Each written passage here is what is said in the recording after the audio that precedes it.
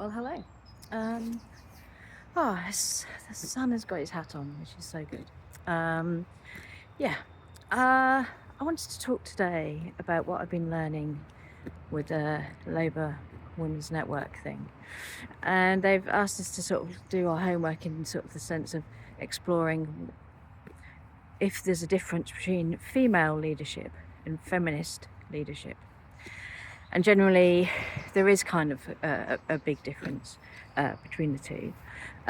Female leadership is people like Margaret Thatcher.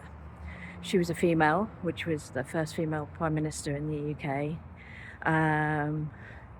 But she wasn't particularly a feminist because, she assimilated. She brought some female qualities to the role, but she assimilated by lowering her voice so not to be annoying to the men. She brought in, she ran the economy like a housewife kind of thing. But then she also went all out for sort of competition and wealth gathering and that sort of stuff, which was, not particularly egalitarian. So that's female leadership, and there's the softer versions as well. As you think about the Ardern, the female Prime Minister of New Zealand, like during the COVID, she sort of brought empathy and won quite a lot of plaudits for that, but she didn't make any systemic changes. So in terms of sort of feminist leadership, the OG feminist was sort of Emily Pankhurst. If you think about it, she agitated, she forced change, and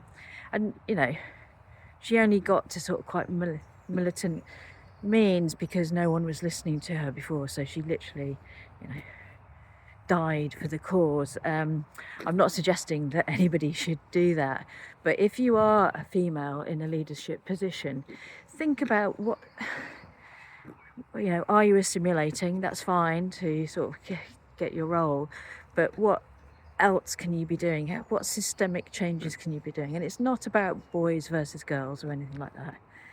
It's about how you can make a more egalitarian sort of society. So for underprivileged people, lesbian and gay, that whole intersectionality of people in the community who haven't had it as easy as the sort of more lucky individuals of society.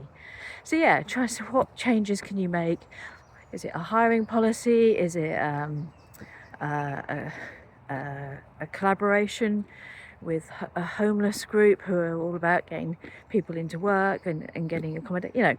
Whatever floats your boat, basically, whatever interests you in terms of making the world a fairer society, try and do that and implement that in your leadership role. So yeah, just food for thought really. And the word feminist is a bit of a loaded word, I know, but it's, the modern day feminists are not sort of burning their bras. They're just thinking about what systemic changes they can make in their world to make it a more equal society. And that's just common sense, isn't it? I don't know. Anyway, I'll stop lecturing, but it's just kind of interesting food for thought because I hadn't really thought about the difference between female and feminist and assimilation and systemic change. So yeah, have a think about that. All right, thank you, bye.